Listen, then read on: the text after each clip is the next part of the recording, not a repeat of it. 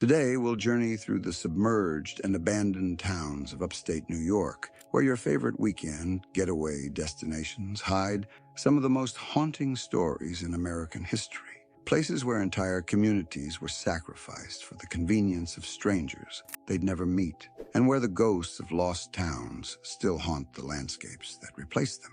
Number 13. Gilboa was a thriving farming community in the Schoharie Valley until it was condemned and flooded in 1926 to create the Gilboa Reservoir. But what makes Gilboa's story particularly haunting is how thoroughly the state tried to erase any evidence that the town had ever existed.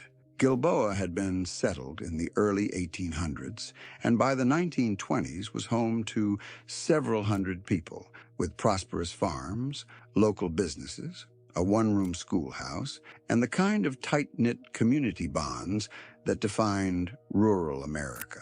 When the New York City Board of Water Supply decided the valley would make an ideal reservoir site, they offered residents compensation for their properties and what seemed like a reasonable timeline for evacuation. But the evacuation of Gilboa was handled with a bureaucratic ruthlessness that shocked even contemporary observers. Families were given just months to abandon homes their grandparents had built with their own hands. The town cemetery was hastily relocated, but many graves were left behind or improperly moved.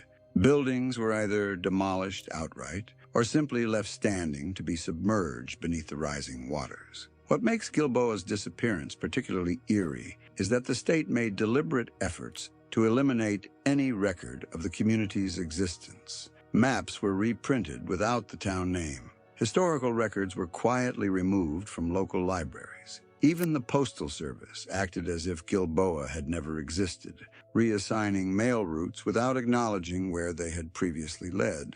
Today, during severe droughts when the reservoir level drops significantly, visitors can still see the foundations of Gilboa's buildings beneath the clear water. Stone walls mark property boundaries that were established a century ago. Cemetery markers poke through the surface, bearing the names of families who thought their final resting place would be permanent. Number 12.